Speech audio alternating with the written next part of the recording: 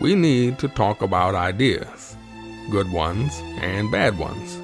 We need to learn stuff about the world. We need an honest, intelligent, thought-provoking, and entertaining review of what the hell happened on this planet in the last 7 days. We need to sit back and listen to the Iron Fist and the Velvet Glove.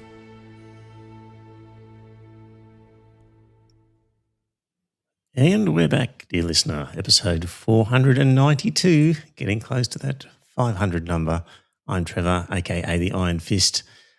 Over there, Joe the Tech Guy. How are you, Joe? Good evening, all. Somebody's keen. They're already in the watching. Oh, that's good. Excellent. Scott is still away. It's just the two of us. We're going to talk about, well, we're allowed to talk about news and politics and sex and religion. So there'll be news, politics, probably not a lot of sex or religion. Probably, I guess Judaism will get a bit of a run in terms of when we talk about Bondi and all the rest of it. But yeah, a lot of news and politics and around the world. Yes, just on a personal note, you'll be pleased to know, dear listener, I met with Dire Straits John, who's in the chat room, and paid my beer that I owed for the North Korean bet. So, in fact, 2 beers I paid. I've got one ahead in the bank in case I make another mistake. Yeah, so that was good. Catching up with John. So, yes, that debt has been paid. Joe, I titled this one A Countdown to Civil War, and that was earlier today. And then I came across a thing where they threatened criminal charges against the Federal Reserve Chair, Jerome Powell, over in America. I don't know if you saw that. But, no, not yet. Yeah, and he's basically come out with a video. I think they're alleging it be something to do with the construction program of the physical buildings of the Federal Reserve. Oh, that one, yes. Yes, and he's basically saying that's a smokescreen and this is all about political pressure because they want me to change the interest rates a certain way and that's why they're doing this. So, 6 months ago, wasn't it? Yeah, it's been ongoing for a while. And when they were complaining about the cost of the building and then they'd thrown in the cost of other buildings. Correct, that weren't part of that at all. And he, in fact, stood there shaking his head during the interview and then Trump handed him a piece of paper saying, see, here's the figures right here. And he looked at the figures while the interview's going on, the press conference, and he goes, well, actually, this figure's wrong. It includes stuff that's not part of this project. Yeah. It's just wrong. So, Joe, if you do that sort of thing, wait a few months and you get a criminal prosecution being put against you. Well, didn't he fire his attorney general because they couldn't prosecute the prosecutors from New York State that had ended up getting the convictions? Possibly. It's hard to keep track, isn't it? There's just so many things. It's hard to keep track of them. So, personally, I think that the power to set interest rates should be done internally in governments rather than an independent federal reserve anyway. But if you've got the system there, then you either dismantle the system properly, but yeah, threatening the guy with criminal charges as a means of getting the interest rates that you want. Well, that's giving the appearance of independence whilst not actually having independence, isn't it? Yes. If we continually just refer to what would a mafia don do, then it's pretty accurate reflection of what this presidential don is doing. Well, what would a totalitarian state do? Yes. Same difference. Yes, but it definitely has tones of mafia, mobster, gangsterism about it, these guys. So yeah. So I did count, I put it down as countdown to Civil War because a few things have happened over there. It's probably a bit of another America-centric podcast, although we will get on to Bondi and the Royal Commission in the second part. So, but dear listener, I wanted to start talking about Renee Good, who is an American who was driving in her car and she was shot by some ICE agents, and it's caught on video from a couple of different angles. And I said to my wife, "Did you hear about this?" And she knew nothing about it, even though she pays sort of minor attention to sort of news that's going around. It was completely off her radar. I imagine in America you couldn't get by without knowing about it. She was a left-wing paid provocateur, so yes, that's what they're saying. So, look, it's Orwellian in the sense that when you see the video, you really see that this was all. The car was stationary. She'd reversed mildly and then put it into forward gear and was clearly swinging the wheel around to head in another direction. And also, the officer who shot her had filmed it all on his phone. Yes. And transferred the phone from his gun hand to his non-gun hand before she'd even started moving. Yes. And in the interaction prior to the shooting, he sort of wanders around the car. And you can just see that she's your average, everyday white American woman with a big cheery smile on her face. Like, I've never seen a less threatening person in a car myself. So the whole thing adds up to a terrible abuse of power and a terrible, a murder, essentially. Sorry, you're saying that armed, masked men act in nefarious ways when they can't be identified? Yes. And, well, this guy can be identified. And yes. He has been identified. And the extraordinary thing about it, Joe, is I guess not that it happened, because this is becoming more common, this abuse of power, but it is the reaction that is the thing that's getting me anyway, or I find quite fascinating. So, what we've seen is a massive divide in that country again, where on the left they're saying it's terrible, an ICE agent shot unnecessarily a woman who was just in her car. It's a murder.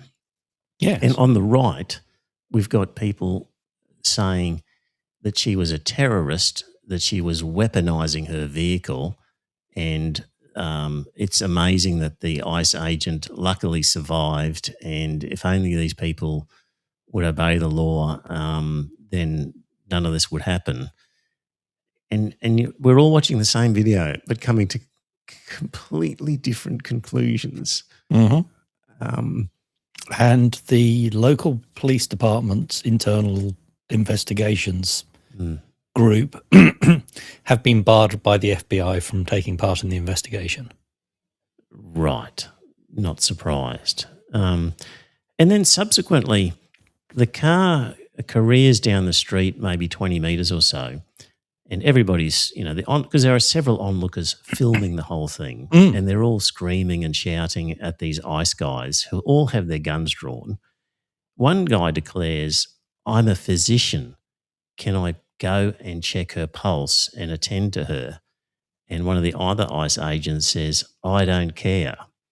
And they say, "We've got our own medical team coming." And these people are saying, these bystanders are saying, "Well, they're not here yet, and here's a guy ready for help." And so the woman is shot and bleeding in the car, and they're denying any form of medical treatment. Yeah. While a physician is standing by at gunpoint, held back from assisting. Do they have inquests in America? Surely an inquest will, pull apart all of this and come down with a conclusion. And the left will say, "See, we told you so, that it was a murder," and the right will say it was a biased inquest report, and start up a GoFundMe for the poor ICE agent.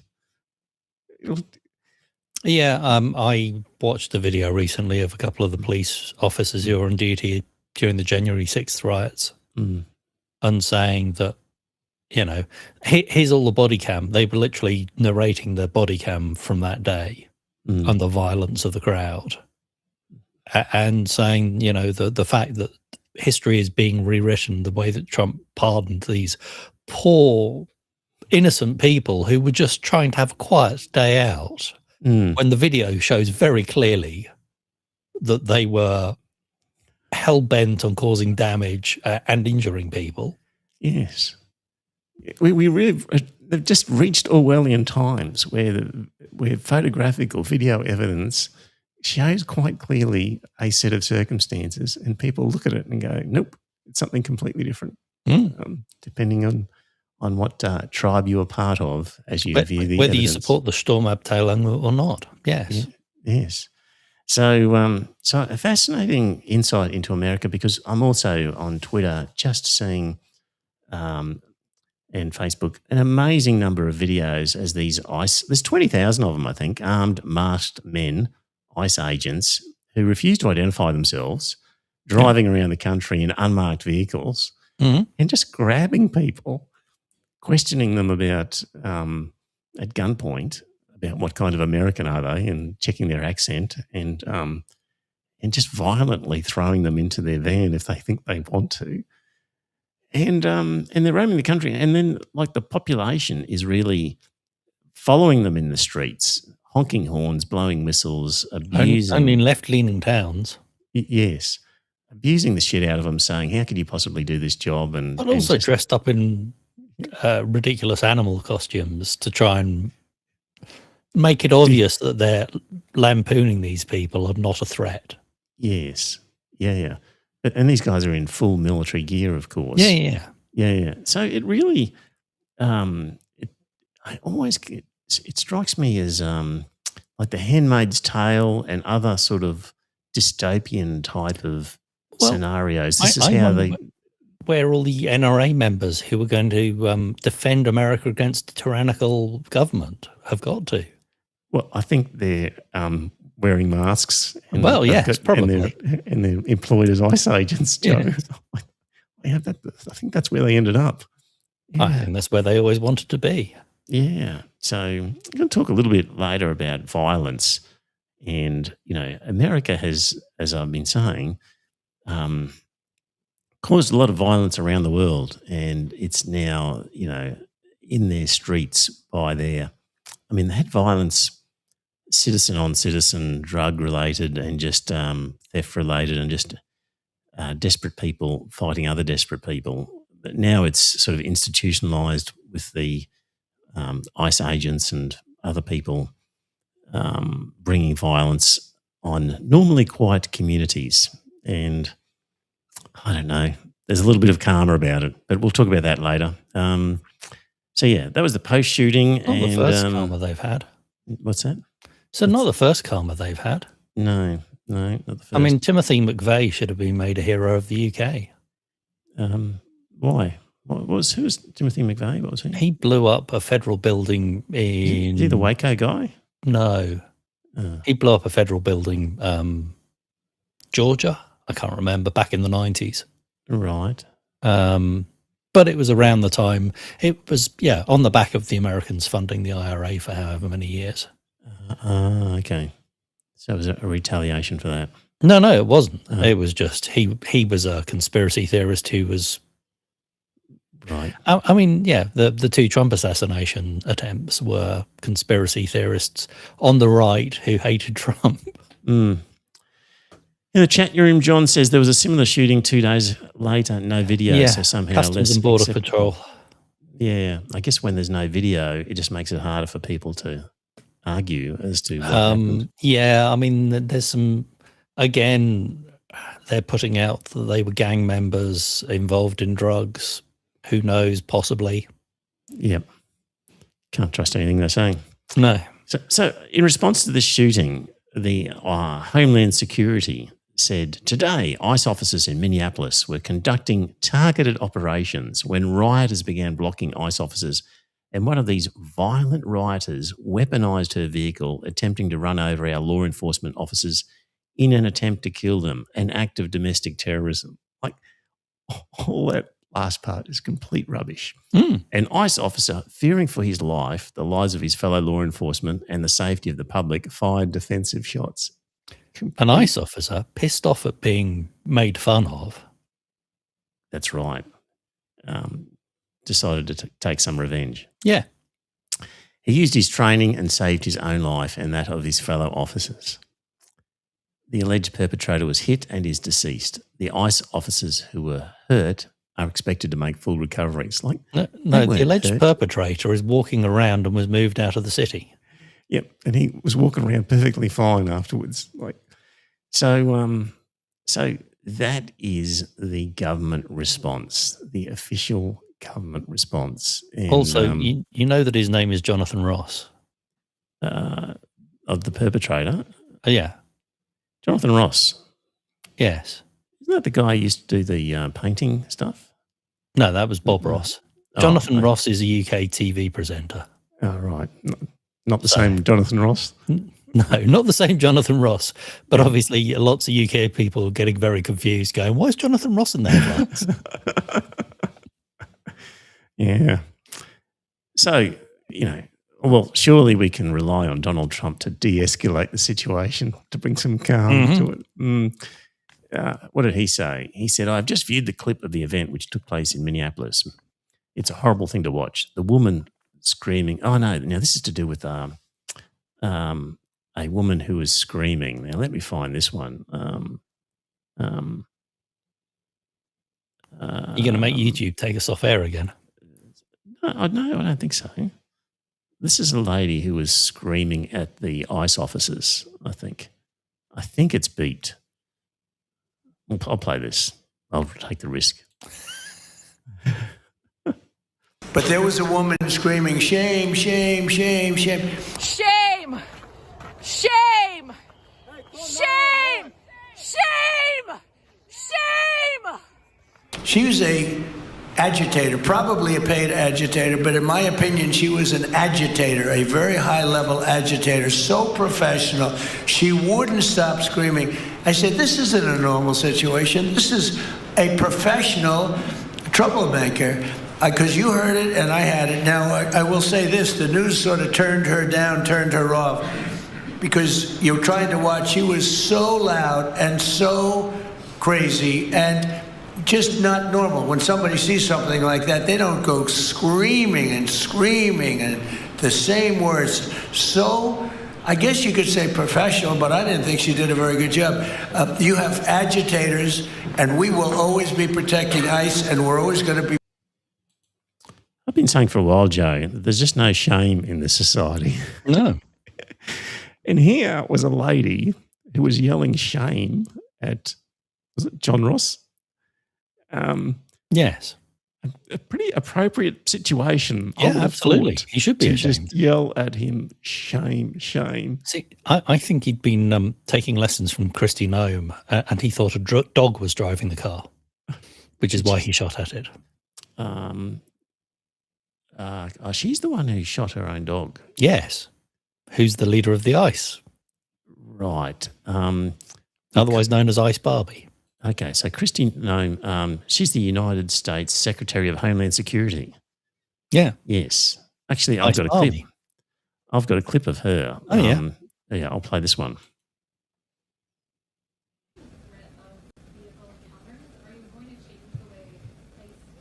You know, people need to stop using their vehicles as weapons. This domestic act of terrorism to use your vehicle to try to kill law enforcement officers is going to stop. And I'm asking the Department of Justice to prosecute it as domestic terrorism because it's clear that it's being coordinated. People are being trained and told how to use their vehicles to impede law enforcement operations and then to run over anybody who gets in their way while they go out there and try to disrupt peace and public safety. And Americans deserve. Yeah. She seems like the sort of person who would shoot her own dog if it annoyed her. Yeah, seems a character. Mm. And if anybody was watching her do it and started yelling shame, shame, then Donald Trump seems like the sort of guy who'd say, "What are you doing? That's not appropriate to be yelling shame." Yes. Yeah. Just Orwellian responses to some pretty awful stuff. Yeah. Yeah, he thought she must be a paid agitator. I think he's a paid agitator, isn't he? Yeah. Now, the title of this podcast, Joe, Countdown to Civil War. We're going to have an issue, I think, over there with local authorities, state authorities arguing with federal authorities. Well, the Minneapolis governor told ICE to get out of his county or his state, didn't he? And here's a local law enforcement person of some sort talking about it. So her accent is so strong. She's straight out of some American movie. But anyway, we'll play this.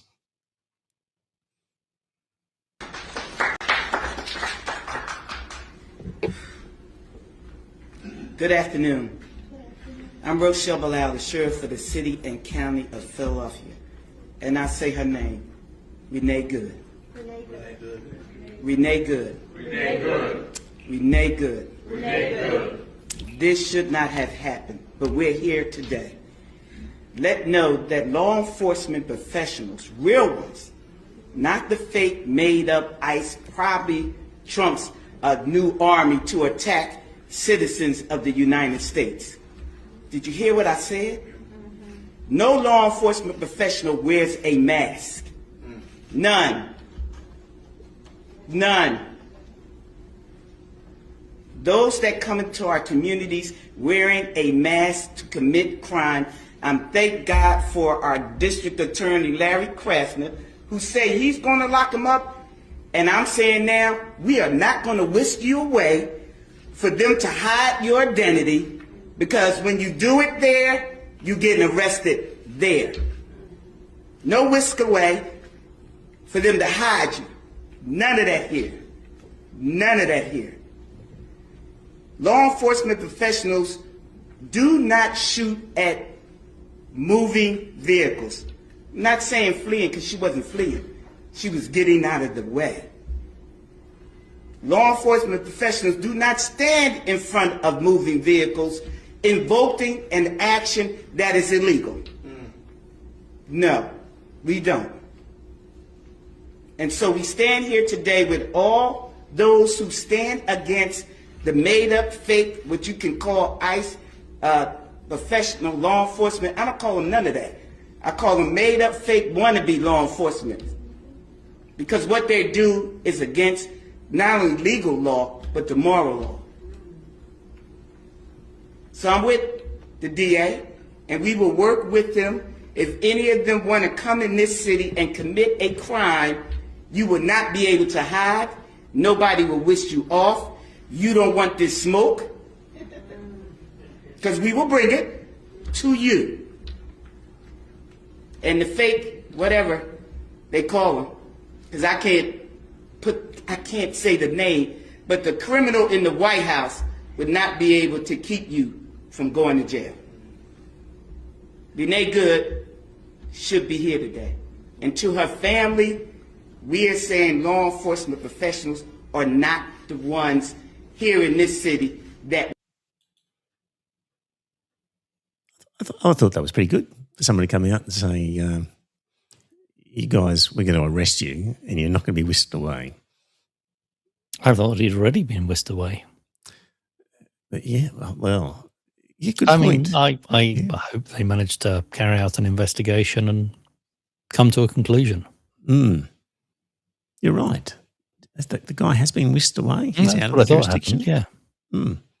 She's saying he's not going to be. So much for that. Yeah. So I also heard the governor has called in the National Guard. To do what? To protect the citizens from ICE. From the ICE agents. Yeah. So, yeah, that's her threat, to say that to these ICE agents, we're going to arrest you and they won't whisk you away. You will face the consequences. And here's what the ICE director had to say. There's a different person to Christy Gnomes, to somebody else, ICE director. Well, first off, Guy, anytime you pit law enforcement officers against law enforcement officers. It makes nobody safe. This is the exact type of political rhetoric that I've been saying ever since I had the opportunity to be the ICE director, that this increased rhetoric is what's causing the issues right now. You can't pit a local law enforcement officer against a federal law enforcement officer. We are out there trying to do a lawful law enforcement mission, and this rhetoric right here is pure example of what we're facing every day. And I'm not one for like big banter or bluster, but my message to the sheriff is try it. Try arrest my folks. Let's see. There you go. The message to the sheriff is you try it. Yeah. This is the setting up of civil war. Surely, there's going to be a number of these incidents. Surely, at some point, one of these sheriffs is going to actually arrest one of these people, put them in a local jail. I'm sure the head of the SA was saying, try it, arrest one of my guys. Mm. And we're doing a lawful thing. And at some point, the feds are going to try and storm the jail and release one of their guys. You would think that's he's saying we're doing a lawful thing. Well, no, you're abducting American citizens. Yes. I saw an interview with a veteran who was arrested, held for 3 days, held incommunicado for 3 days, no medication, very little water, very little food, and then released without charge because, oops, we stuffed up. Yeah, which is the threat to people who are protesters, where they might well be a full American citizen and know that they won't be deported, but also know that if the ICE agent grabs them and throws them in the van, it's going to take a while before it gets sorted out, and they're going to have 3, 4, maybe 7 days of misery in some godforsaken jail cell until they can get out. So you've got to be brave to stick your neck out. It just reminds me, I met a Argentinian of my age about 10 years ago and thought, he's probably going to be a bit shitty about the Falklands. And we got talking and he said, no, it was the best thing that ever happened to Argentina. He said, because I remember living in an apartment block and hearing the boots come up the stairs in the middle of the night, kicking the door down, and his neighbour was disappeared. Right. And he said, basically, them being defeated in the Falklands was the beginning of the overthrow of that regime. Right. Yep. I'm sorry, the ICE doing what they're doing just reminds me of that. I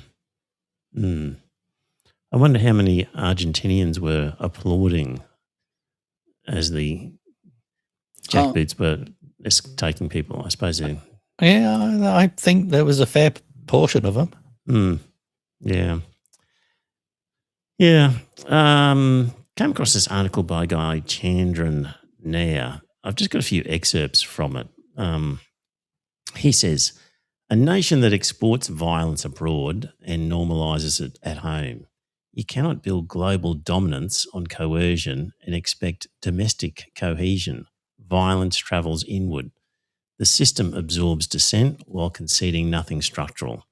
This is why leadership changes fail to change outcomes. The leaders are mere performers groomed by the plutocracy to take office but not make change.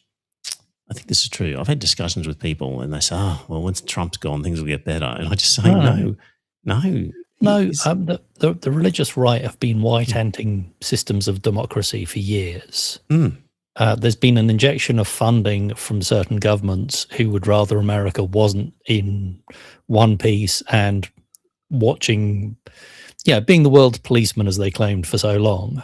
If they're riven by internal fighting, then the strongest military on this planet is distracted elsewhere, isn't it? He goes on, Latin America occupies a special place in this architecture and the psyche of America, not as sovereign nations, but as a testing ground where subservience is demanded and enforced, a zone where norms are trialled, stretched and broken with limited consequence. The absence of nuclear deterrence matters. Power does not respect law, it respects cost. Yeah, there's no talk about taking action against North Korea. No. And there's only one reason why. Yeah. Or Russia. What is most alarming is not aggression, but the absence of rage everywhere. Hundreds of commentators now debate tactics, alignment, and risk. Very few say the obvious. A society that can absorb this behaviour without fury is deeply unwell. A polity that cannot be shaken by illegality abroad has already accepted it as normal. Once that cannot summon anger for injustice elsewhere, will eventually excuse it at home. One that cannot. So yeah, I just think, they've been happy to accept violence overseas, and now violence is at home, and it's going to stay for quite a while until something quite drastic happens, I think. So, yeah. I wonder if I've got this one on the screen anywhere. Yeah. Well, I mean, Reaganomics, really, isn't it? It's the wealth disparity between the rich and the poor, and the poor have got sick and are welcoming in a fascist because he promises them what they want, and what they want is to hurt people, and they're willing to be hurt a little bit as long as they're hurting other people even more. Yeah, there was a poll done of Americans, 4,400 of them, so a reasonable poll. This was December 3 to 8, asking them about striking the drug boats off Venezuela and whether it's okay. Should the US military strike suspected drug boats without prior court approval? And all adults, 34% in favour, 18% don't know, 48% saying no. So of Republicans, 67% saying yes. It was okay to just strike boats that are suspect without prior court approval. And, just what sort of people are these where they could be just simple, humble fishing boats, and just because the military suspects something, and they're off the coast of Venezuela, for goodness sake. Anyway. Yeah, but they're brown people, so it doesn't matter. Yeah, that is right. Yeah. So, and meanwhile, people will try and tell us that these are the guys that we need as the world's policemen who are going to protect us against the Iranians, the Chinese, and all the other nasty people. So, yeah. Look, well, you're aware of the Battle of Brisbane, aren't you? Yes. Second World War? Yes, where the locals weren't happy with the military. Racist military police. Mm. It was about misogyny. It was about apartheid, wasn't it? Was it? Yeah, I think it was. I thought it was the MPs were trying to shut down black GIs drinking in a white bar. I didn't know. I thought it was a kind of a resentment by the locals against the Americans who came in. What did they used to say? They're oversexed, overpaid, and over here. Yeah. I thought it was a local sort of just getting pissed off at these Americans coming in and stealing all the girls. And I think it was to do with racism. Yeah, don't know. Anyway, that was a sort of a fight in the streets between locals and Americans. But you could be right, Joe. I'm not sure. Yeah. So all of this display of America's society, what did Paul Keating say about this at one point? This society of ours is a better society than the United States, than the society of the United States. I mean, it's more even, it's more fair. We've had a 50% increase in real incomes in the last 20 years. Median America has had zero. We have universal health protection, from the cradle to the grave. We have a retirement income system with superannuation. We have high participation rates in schools. We don't shoot our children in schools, and if they were to be shot, we'd take the guns off the people who shot them. The Americans do not do this. This is a better society than the United States. Now, therefore, the idea we should get around like Uriah Heep, as we're some sort of subordinate outfit that has to get a signal from abroad before we think, is, of course, a complete denial of everything we've created here. And we should be thinking in the same way in foreign policy terms. Yeah. So, despite the evident decline, the dystopian society, we take our lead from them.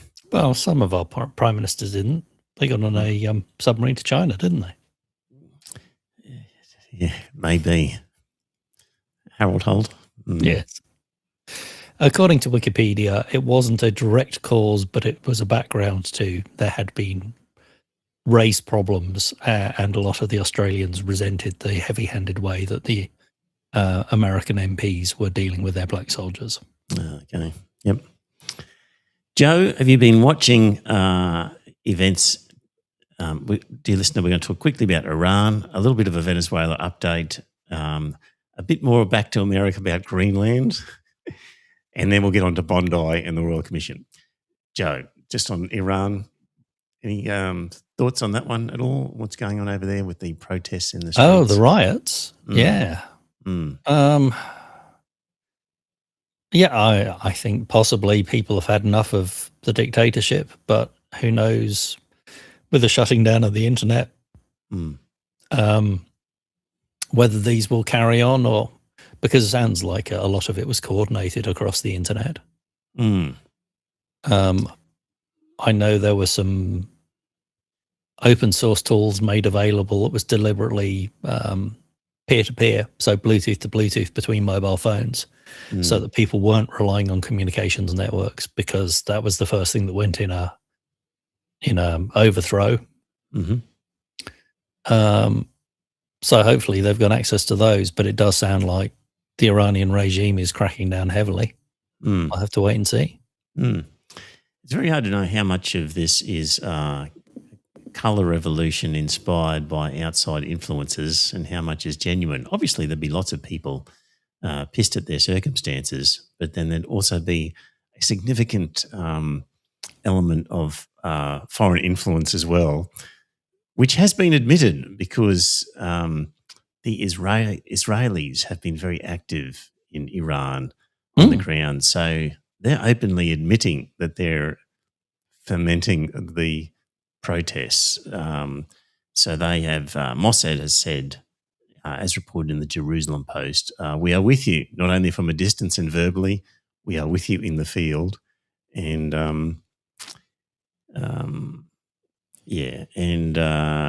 Caitlin Johnson was reporting. At this point, it's probably worth recalling that earlier this month, Mike Pompeo tweeted that Mossad agents were intimately involved in the unrest, saying, "Happy New Year to every Iranian in the streets, also to every Mossad agent walking beside them." Pompeo this is the beauty of the Trump regime, Joe, is we just don't have to guess anymore. About these things. Yeah, we want the oil. Yes, of course we've got Mossad agents there. So at least you can then just argue from that. Well, look, the Americans, point. the Americans don't control Mossad. If Mossad are in there, it's for Israel's gain. Absolutely. But at least it's an open acknowledgement that, of course, they're there. Yes. But having spoken to people who call themselves Persians, yes. The vast majority of Iranians want to live their lives. They want a secular lifestyle. They don't believe in the religious extremism of the Ayatollahs. Yeah. And I think they'd be very happy to see them gone. Yes, I agree. So, as Craig Murray says, I'm against theocracy and would like to see reform in Iran. But if reform takes the form of a CIA-backed, avowedly Zionist Shah, like that's the descendant of the Shah of Iran who's angling to get back into power now, I hope the Iranian people keep the Ayatollah. The West should lift sanctions, stop interfering, and let the Iranian people find their own destiny. All right, that was a quick interlude into Iran. See how that one develops. Quick return to Venezuela. So Machado was the lady who has been agitating for the US to invade her country. And yes. she won a peace prize for that. And I'm going to play a clip, and I wonder if you've heard this before, Joe. I'll just play this clip about her Peace Prize. Let me ask you about Maria Corina Machado. She said to me this week, both on TV and radio, that she wants to give the Nobel Prize, her Nobel Peace Prize, to you for liberating her country. Do you have any plans to meet with her? And would you accept the Nobel Prize she wants to hand to you? Well, I understand she's coming in next week sometime. And I look forward to saying hello to her. And I've heard that she wants to do that. That would be a great honor. As soon as I learned that we had been awarded the Nobel Peace Prize, I dedicated to President Trump because I believed at that point that he deserved it. Most people said it was impossible to achieve what he has just done. January 3rd will go down in history as the day justice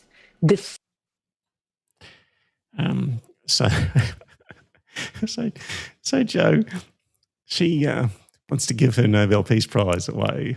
However, the Nobel Committee have said they're not transferable nor shareable.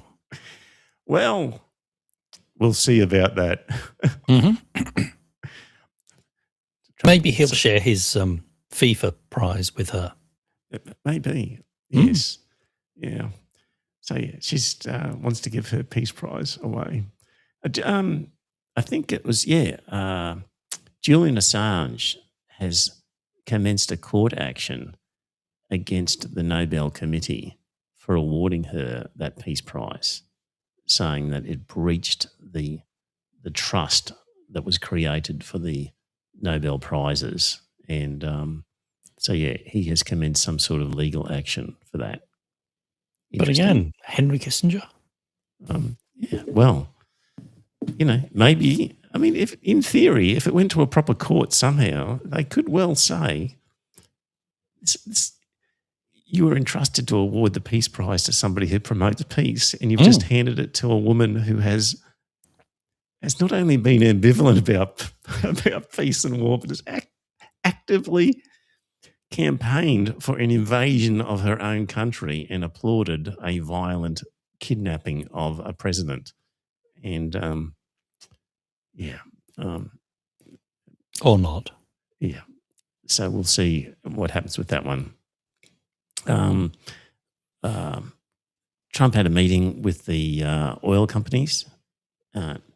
Turns out, Joe, that a reporter asked him, did you speak with the oil companies before the operation? Did you tip them off? Oh, yeah. And Trump says, before and after. They want to go in and they're going to do a great job. Which is exactly the opposite of what the oil companies have been saying. They're saying that the cost of oil is at a record low. This is actually very difficult to extract. And why would they bother when the cost of oil is so low? Because they're not going to make a profit. Yes, at its current price. Yeah. But the idea, which he's admitting to, that before they even kidnapped Maduro, he's tipped them off trading, and said, you mean? And said, I'm going to kidnap Maduro. You want some oil? Are you on board? Ah, God. But you're right. They have been saying that about it's sort of uneconomical, particularly for the investment that would be required. Yeah, apparently there's a lot of work money to get these. Before the money comes in and just the risks of what will happen stop here. them stealing 50,000 barrels of oil that Venezuela have stockpiled because they couldn't export it.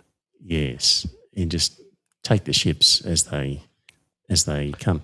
Which apparently will be sold and then dispersed at the Americans' guidance in Venezuela. Well, the money. So when they sell the oil that they've taken from these tankers, Joe, that as pirates they have rappelled down from helicopters and taken over, the money isn't going into a normal US Treasury account. It's going to be controlled by the president. Oh. So that he personally can make sure that it's used properly. So where that money actually ends up, who knows? I think we can take a very good guess. Yeah. But if it isn't pumping up Trump meme coin, I'd be very surprised. Yeah. What's going on in the chat room? John's going off here. Outstanding. Good luck to her. Is that a reference to Machado? What's he talking about there? How many Argentinians applauded the money Trump gave to their president? Don't know. Paul is the best. Sadly slowing down a bit, probably because he's the same age as Trump. I don't know what that is either. Paul Keating. Oh, Paul Keating, right. Okay. And building dams in the salt. You're being very obscure, John, which is a reference to Iran. Okay. Oil companies. So, he sat in a room with a whole bunch of oil company executives, and there's a clip there. I won't play it, but he talks to Chevron, and Chevron says, we're so pleased with what you've done. No, it wasn't Chevron. It was one of the other ones. It was Halliburton. Halliburton, and they said, we're so glad that you're in charge and what you've done, and we're so looking forward to working with the government. We used to be in Venezuela, and we're looking forward to returning. And Trump says, well, when did you leave Venezuela? And the answer was in 2020, during your first term, when your sanctions forced us to leave. Basically, yes. Yeah, which was a funny one. So, and just finally on Venezuela, before we move on, we talked about Noriega Maduro wasn't the first president to be kidnapped on trumped-up drug charges. That in fact Noriega had been kidnapped and died in jail. Yes, and had been sent around the houses. I actually looked this up afterwards because I wondered what happened to him. What do you mean sent around there? He was sent to a number of countries. Right. What for? If he's in prison. He was released and sent off to another country to be tried there. Ah, okay. Yeah. I can't remember where it was. But yeah. So in this article, it mentioned that, it's yet to be proven whether Maduro was actually involved in drugs. He was jailed for 40 years in the US, 7 years in France, and then 60 years in Panama. There we go. Yeah. In Noriega's case, he certainly was operating a drug business. And the reason we know that is because he was employed by the CIA to do it. So I watched a documentary a week ago about the crack epidemic in America. Right. And there was a meeting between the head of the CIA and some poor suburb of one of the cities, I can't remember which one, basically saying, why are we getting up in arms about all these black drug dealers when it's the CIA who's supplying the drugs? Right. And the CIA promised to investigate, and they actually did lead to some charges, but not a huge amount. Probably just to get rid of some CIA agents that they didn't want anymore. Yeah, probably. And of course, Chavez, there was a coup against him, and the USA was involved in that, and he was held temporarily on an island, and it was only because of massive public uprising that he came back to power. But he was basically the coup plotters, in coordination with the Americans, kidnapped him as part of that coup plot. So Maduro is not even the first Venezuelan president to be kidnapped by the Americans. And there was a president in Haiti who was also kidnapped. So, they've got form on that one.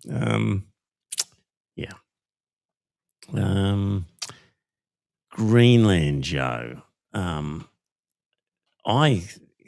As incredible as it seems, he keeps talking about Greenland. I think he's emboldened by the success of the Maduro kidnapping, and this is a vanity project of his.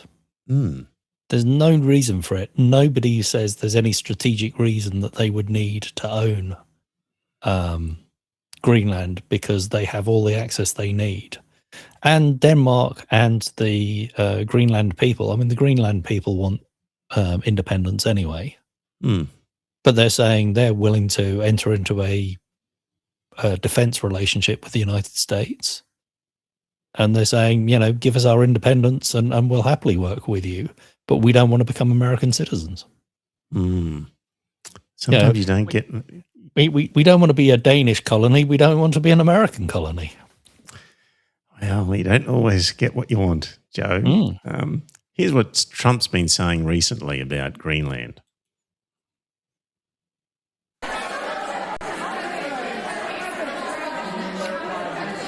I would like to make a deal, the easy way, but if we don't do it the easy way, we're going to do it the hard way.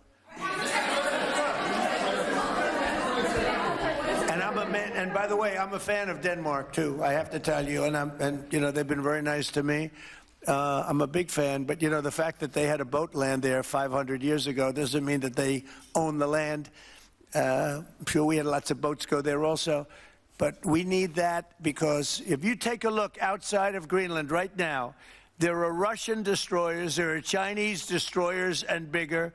There are Russian submarines all over the place. We're not going to have Russia or China occupy Greenland, and that's what they're going to do if we don't. So we're going to be doing something with Greenland, either the nice way or the more difficult. Again, the irony. It's that mafia gangsterism. Oh no, didn't you pick up on the irony? Which bit was that? Oh, just because boats landed there 400 years ago doesn't mean they own it. Yes. Kind of like the white people in the United States. Yes. Just because their boats landed there 400 years ago doesn't mean they own it. Yeah, he said, they say Denmark was there 300 years ago with a boat. Well, we were there with boats too, I'm sure. Well, no, they weren't. 300 years ago, the United States did not exist until 1776, which was 249 years ago. But also, the Viking explorers found Finland, which was Greenland, Iceland, I think, and explored some parts of the northern US because they found Viking runes. Yes, in the northeastern US, way before European explorers, southern European explorers got there. Norse Vikings reached Greenland around 985 AD. Mm. In Denmark, I was going to say, and the east coast of the US around the same time. Probably, yes. Was that also, according to the Book of Mormon, when about the same time that Golden Age happened and the crazy tribes were running? No. So Jesus left left Israel Middle and East. went to North America. Right. That's when there were the Israelites and the Amalekites. I don't know. Yes. There were two tribes in North America, the white people and the Indians, and the white people got wiped out, I think. And there were chariots and stuff. Yes. Yeah. And that was, they even predated the Norse Vikings in that case. Well, yes. You don't hear people mention that. What's going on? And Denmark established colonies in Greenland in 1721. But, I've always said the argument we were here first is not a good argument. Anyway, what else have I got? Shall we return? I saw an interview with the leader of the Independence Party, I think it was, saying that basically he wouldn't have been there if his mother had been Greenland, Inuit, because all Inuit women in the 60s and 70s were forcibly sterilized with IUDs. Were they? So it was only because his mother was Danish and his father was Inuit that he was basically born. Really? Yeah. So women were forcibly sterilized in Greenland, the local Inuits, by the Danish government. Yes. Wow. And this is part of why. So apparently there has been an apology, but this is part of why they want their independence, because there's a lot of resentment there. Wow. And what was the pretext? Was it just, we don't want you to breed, or did they make up some other? I don't know. It's hard to imagine what it could possibly have been, but wow. Okay. Back to Australia, Joe. Mm-hmm. Bondi and then the Royal Commission into anti-Semitism. Yes, not religious persecution, not picking on people because of their religion, except for one particular religion. Just, yeah, a bit of a, well, you know, as I've been mentioning ad nauseum, just the unbelievable propaganda in the Murdoch press and other mainstream press pushing the Zionist line and pushing for a royal commission has been relentless. I've just, I would pick up the Courier Mail, and before it would load up, I would just think to myself, well, I wonder what headline they've managed to dream up this time to keep this story running. And sure enough, they would have dreamed up some headline. And it was phenomenal, the campaign, which ultimately has proved to be successful in the sense that we are going to be having a royal commission. So you're saying that Murdoch is even more of a tool of the Israeli state than Maxwell was? I think that might be hard to do because Maxwell was clearly a Mossad agent? Yes. And which means that his daughter almost certainly was connected with Mossad, and when her and Epstein were filming people. She went and tidied up the boat after he fell off it. Yeah. But no doubt extracting embarrassing footage of people and then using that to threaten them. Who knows what went on there? But yes, all very sordid. But yeah, just like I did that episode on morality, and often morality gets tied up with just what are the prevailing existing social norms of a culture at a particular time. And, you know, even though people don't buy those goddamn Courier Mails much, it still has an influence on people in power who read it or who watch Sky News and who are influenced by it. So it's the Overton window, isn't it? Yes. If the newspapers are saying it, then it's obviously not an extreme position. Yes. And you have, you know, groups like the ABC would say, well, what are the papers saying today? And they would go around Australia's newspapers with whatever the headlines were. So really, which should have been just labelled, what is the Murdoch propaganda running at the moment? But shamelessly, just stupidly, naively saying, oh, let's go around and see what the papers are saying today, as if it was real news or an unbiased representation of what Australians should be thinking about. But it's just an influence. So they've been able, I think, to whip up a frenzy in relation to Bondi. I mean, you didn't have to whip up the genuine feelings that people had about Bondi in terms of it's a terrible event, shocking. But the whipping up of trying to relate this to protests, anti-Israel protest caused this has been the two are completely different things.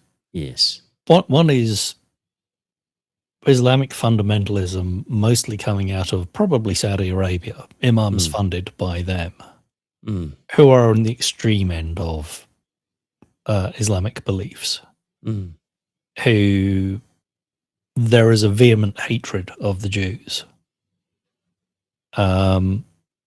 Whereas other people are upset that Israel is committing a genocide. Yep. And if you can shape public opinion, then if people do things that are contrary to that shaped opinion, they can be accused of disrupting social cohesion, Joe. this is the difficulty when our social norms are so malleable and open to propaganda, and that we then say, oh, well, we've got an offence of public nuisance. It involves behaviour in public places that is disorderly, offensive, threatening, or violent, interfering with the public's peaceful use and enjoyment of that space.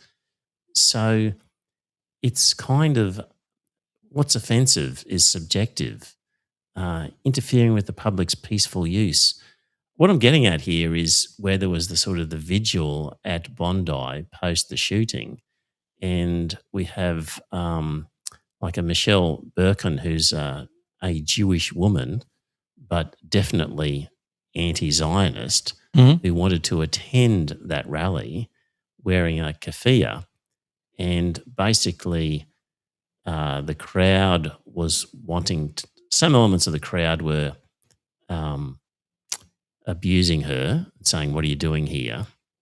And she was saying, "Well, I want to mourn as well. I'm a Jewish woman. The Zionists are turning this into a political event, and I'm here to say, well, it's actually another side to the story, and I'm here as a Jewish mourner who doesn't support Zionism." Yes. Anyway, the police got involved, and then that emboldened the crowd to just hurl more abuse at her. And basically, the police moved her on as being a public nuisance because she was causing disorder, if you like, and interfering with the public's peaceful use and enjoyment of the space. But that's all been shaped by, I'm going to say, to a large extent, the Murdoch press. And it's just an example where if your ultimate goal is social cohesion, you have to be very careful if that's been. You can't have a vocal. If it's not genuine. A vocal, whether they're a minority or majority, it doesn't matter. The vocal people are kicking out the dissenters. Because I think not long ago it would have been non-religious people would be accused of breaking social cohesion and being dangerous, disturbing people's ability to inflict their religious viewpoints on others. So there was a guy, Andrew Brown, businessman, Palestinian supporter, former deputy mayor of Mosman. And this is before the Bondi incident. He was at Bondi and he had been, language warning, dear listener, for the next sort of 10 minutes while we're talking about this one, he'd been arrested for wearing a T-shirt that said, "Fuck Israel." This is in the Bondi area prior to the shooting. Oh, it's probably his fault then. Well, some people would argue that. So he was arrested more than a year ago in public on Bondi Beach, and he's had a year of legal struggle. And the legal case against him has just been abandoned by the prosecution just recently. Good story about this in Michael West Media. Actually, Michael West Media has been doing a really good job of late on this whole Bondi anti-Semitism stuff. So head over there, dear listener, and become a subscriber and throw them some money if you have some spare. So this story is about power process and what happens when the machinery of the state is used in a way that feels less like law enforcement and more like message sending. So the 3 charges are gone: 2 alleged causing offence, 1 alleged stalking intimidation. They've been withdrawn and dismissed. So it's not unusual that charges get dismissed. They're often dropped all the time. Evidence collapses, witnesses vanish, etc.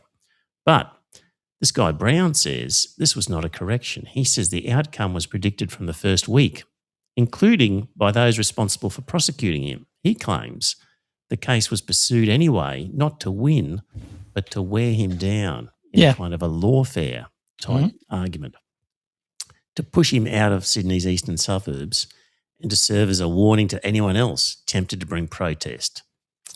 Brown says early in the matter, the police prosecutor rang his barrister. The prosecutor, according to Brown, said he had reviewed the evidence and could not see how police could obtain a conviction. The prosecutor said he was recommending the charges be withdrawn. You can't file a slap suit, though, against the police, can you? A what? Slap. File a slap. Strategic lawsuit against public participation. Basically, to stop people accusing you of things in public, you threaten to sue them even though they are right. Mm. So this is in America. This is the defamation laws. You can't bring a defamation case against someone unless you've got very solid evidence that they have defamed you. Mm. And you're not just using this to shut them up. Because historically, large corporations or wealthy individuals, whenever they've been accused of something, have just threatened to sue. Yeah. And people then back down because they can't afford to be dragged through court. Mm. So he reckons, initially, prosecutor says, can't see how we're going to win this. It'll be dropped.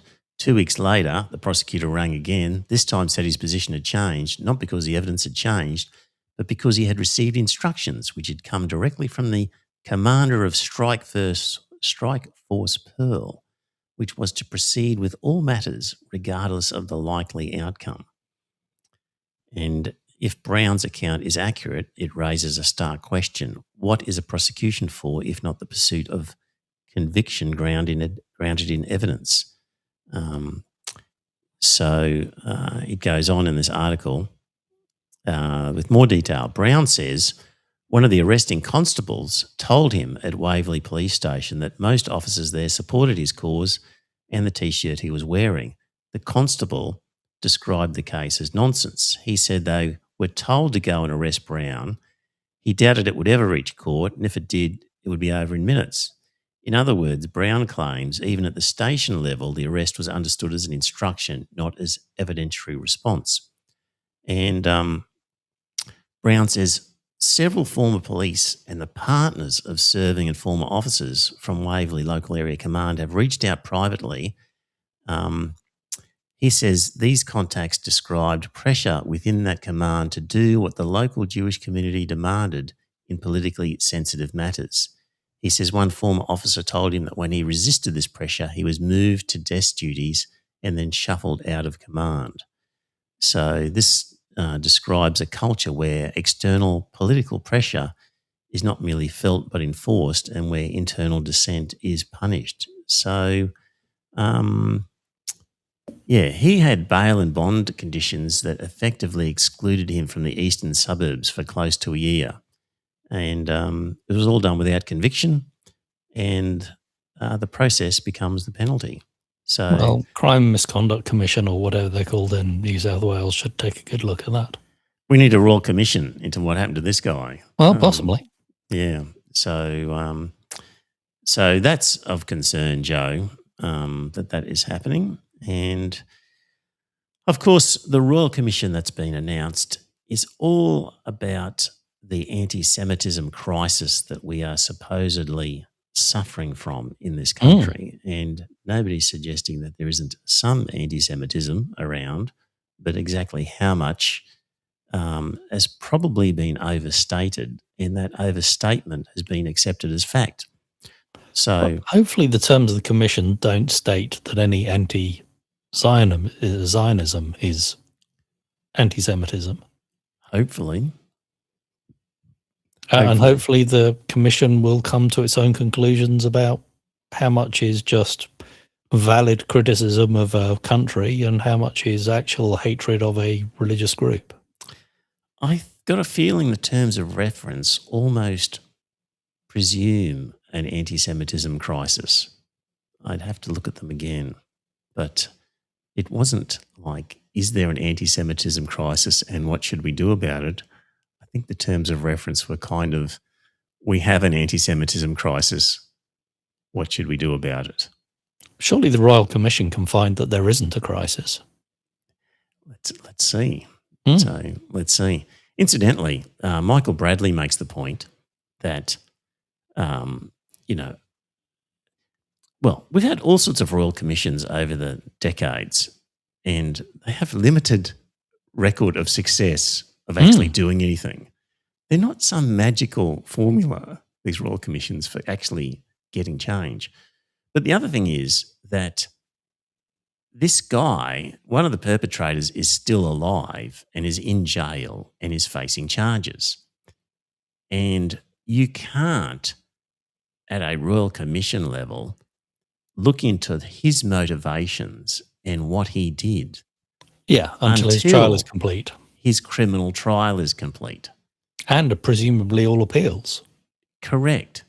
So this commission cannot look at the Bondi incident itself and make any kind of recommendations relating for a good few years yet, until this guy's criminal case is completely finished. Mm-hmm. So all they can do is talk about in the abstract. They can't do anything in relation to Bondi. Nobody's talking about that. Michael Bradley in Crikey is talking about it. I hadn't seen it anywhere else. No, but it's a cudgel, isn't it? It's what? A cudgel. Cudgel. Yes. It's something to beat people over the head with how dare you criticize Israel? Don't you know there's a royal commission? Well, this was a cudgel for Albanese, which the Murdoch press was whacking him over the head for a good 3 or 4 weeks, demanding a royal commission. Why didn't he just come out and say, "Fuck you Murdoch." realise a royal commission has this problem? Well, possibly. Or maybe he just needs to say, Murdoch, go boil your head. Yeah. But a lot of the, Australians are repeatedly told there were around 1,200 anti-Semitic incidents in New South Wales and 2,000 nationally. And these are treated as settled fact, but they're not anything of the sort. They're not police statistics. They're not court outcomes. They're self-reported incident logs compiled by advocacy organisations using expansive definitions to push an agenda. So something as simple as a Palestinian flag or a sticker or an online criticism of Israel, opposition to Zionism, gets labelled by these groups as anti-Semitic, and then as part of their incident log as an anti-Semitic incident that gets added to these totals. So when these claims were tested against formal state processes, the picture changed radically. Evidence to the New South Wales Upper House Anti-Semitism Inquiry, looks like there's already been one, Joe, New South Wales Upper House Anti-Semitism Inquiry, showed that only around 13 to 14 incidents met the threshold for potential criminal prosecution. Oh, but that's a very strong threshold. And, these other incidents are very important. Because some of these incidents, Joe, one was a Jewish guy who was crazy, who was making anti-Semitic stuff to sort of add to he made like about 500 did about 500 things that were catalogued as anti-Semitic incidents to basically beef up the numbers. So,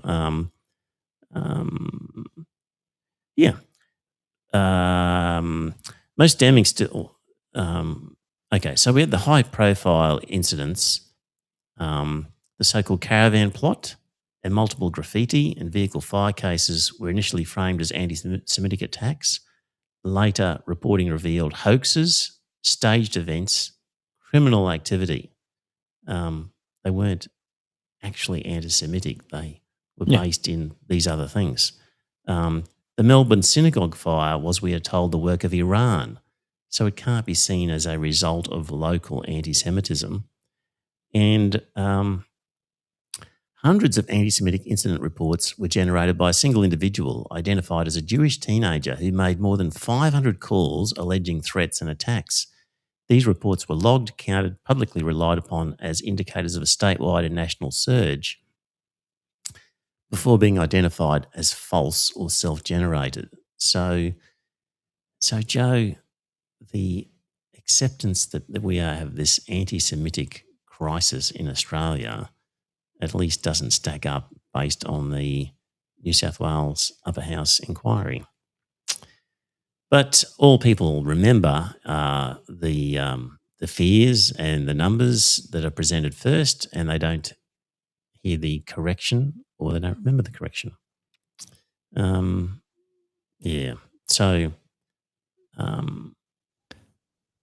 Did you hear about the neo-Nazis, by the way, talking of anti-Semitism, yes. who've taken to wearing Helly Hansen jackets? What jackets? Helly Hansen. What's So, Helly Hansen?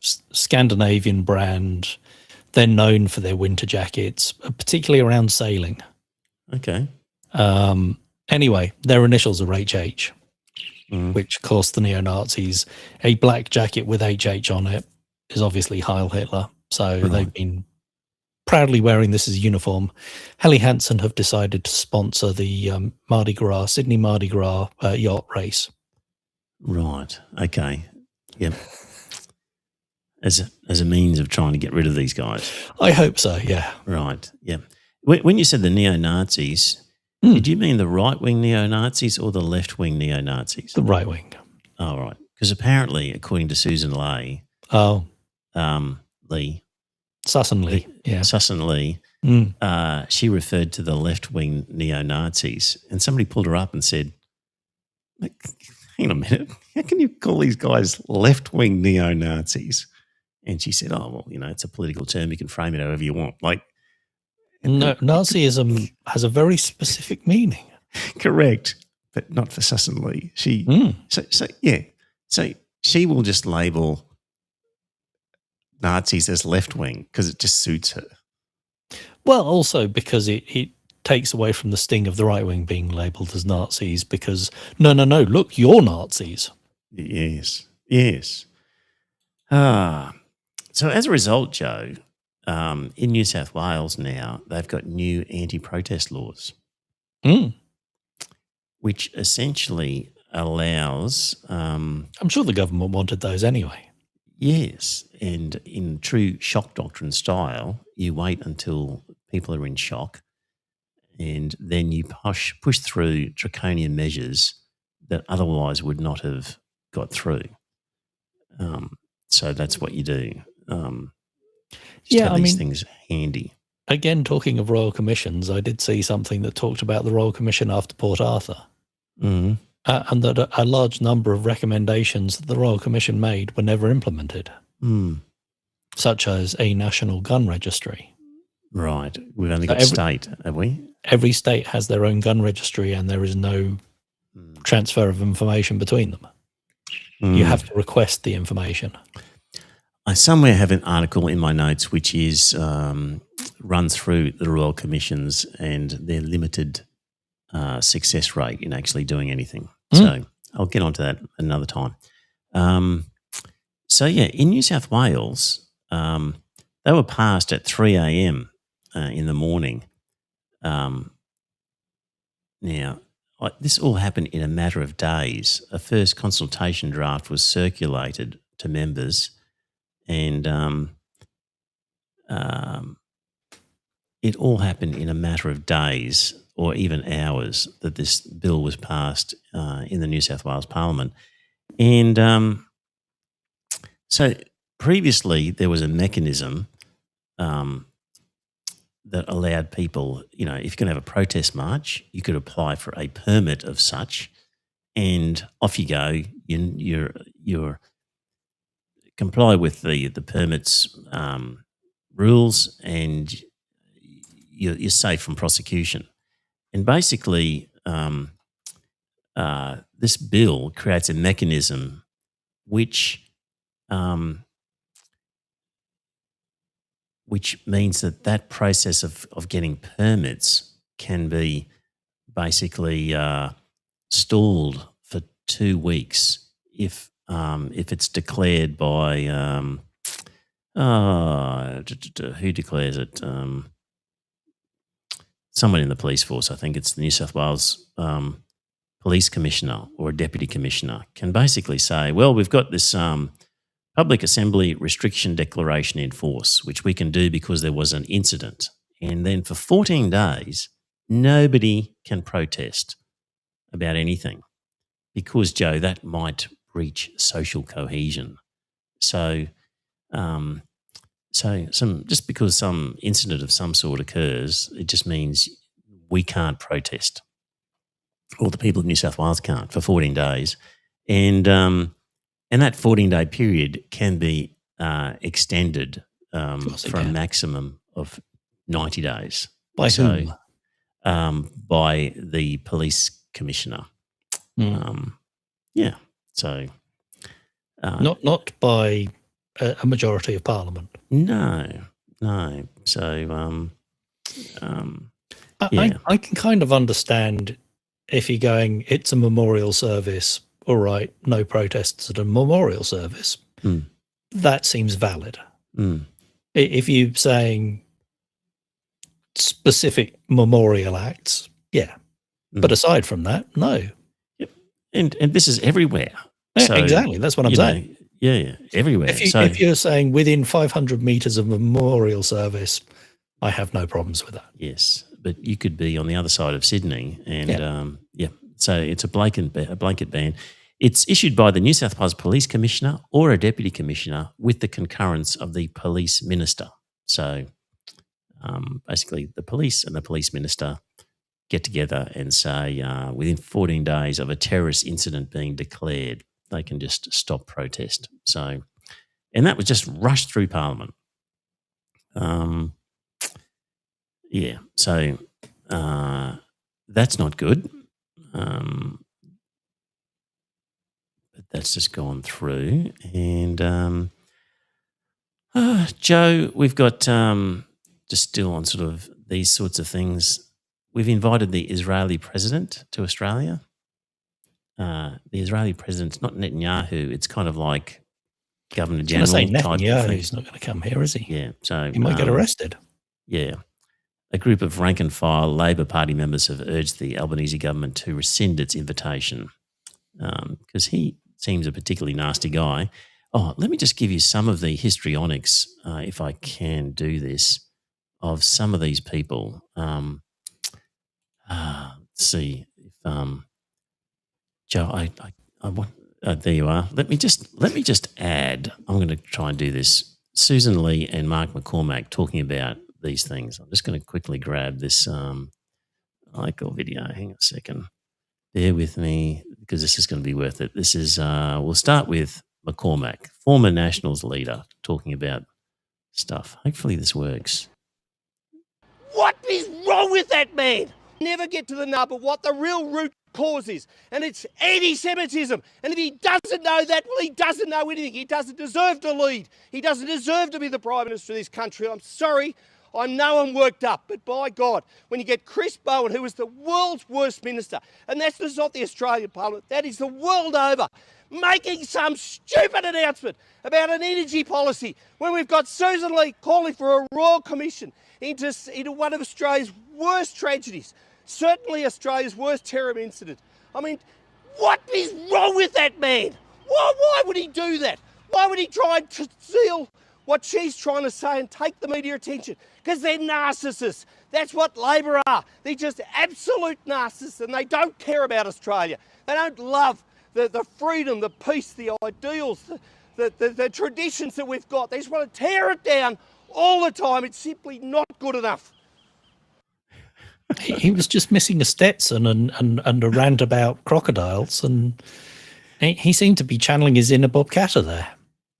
Histrionic, wasn't it? Let me add it. I'm going to grab another one because this is Susan Lee. I had more than 10 video clips this time, Joe, but I'm going to grab this one. I see the text saying he's not fucking wrong. Well, yes, he is.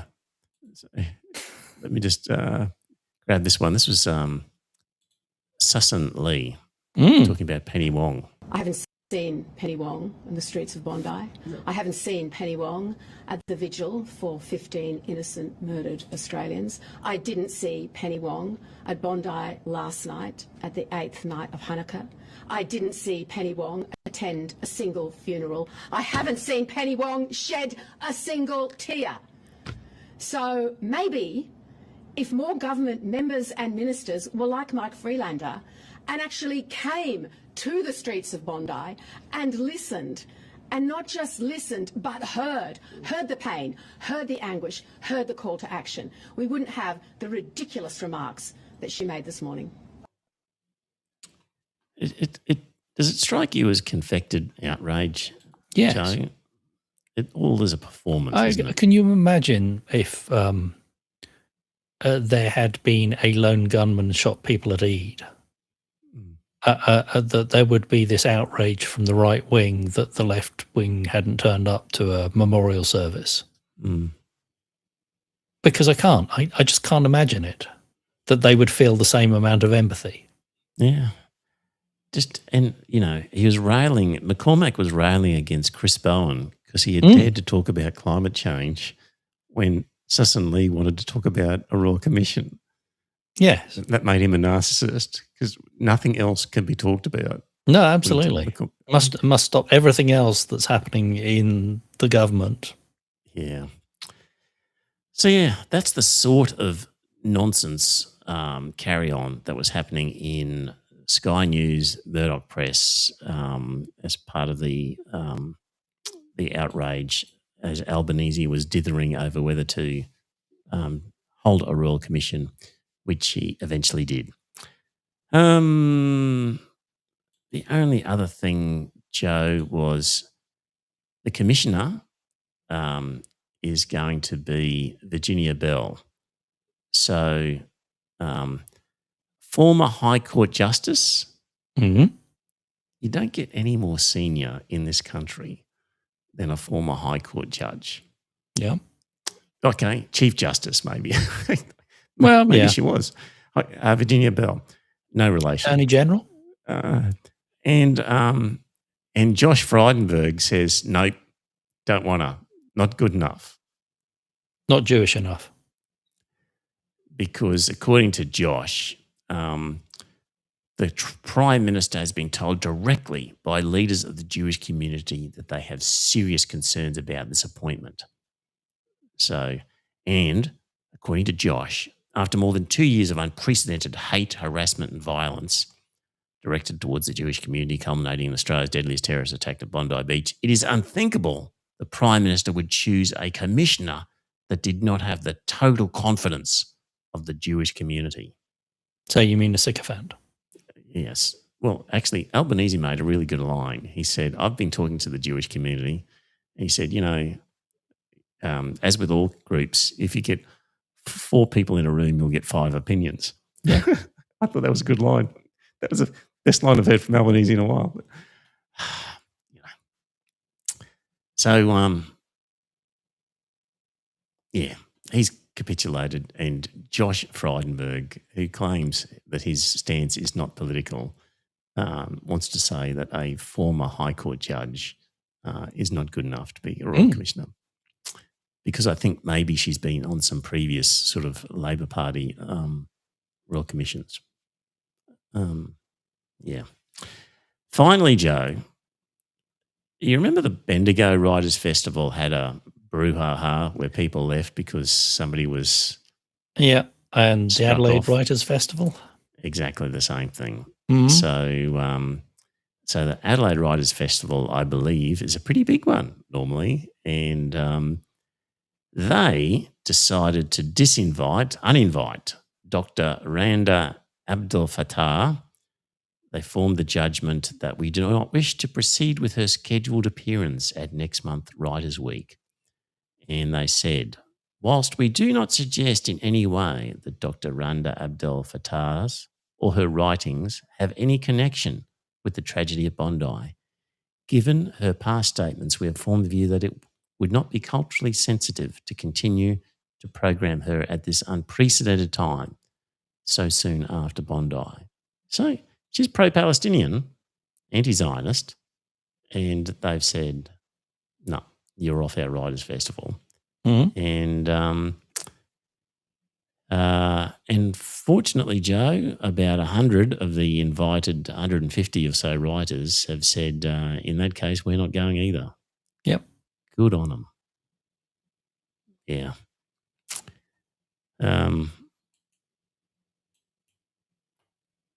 And finally, Joe, a Barnaby Joyce update.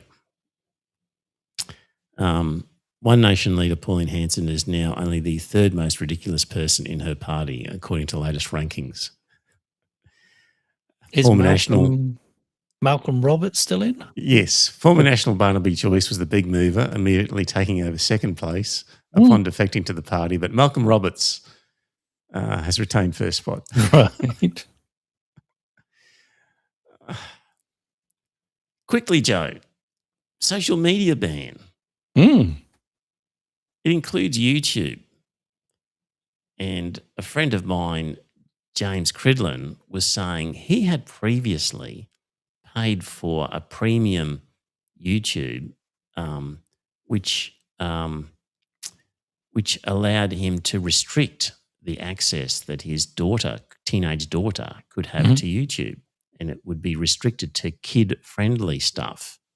And now, yeah, but the kid-friendly stuff is awful. I mean, it is literally toddler-friendly. Is it? Yeah. I don't know. In any event, it means that you can no longer effectively use a kid-friendly subscription for YouTube because a kid can't, because they're just not allowed to have an account with YouTube. So they just use a VPN instead. Correct. Yeah. See how all that pans out.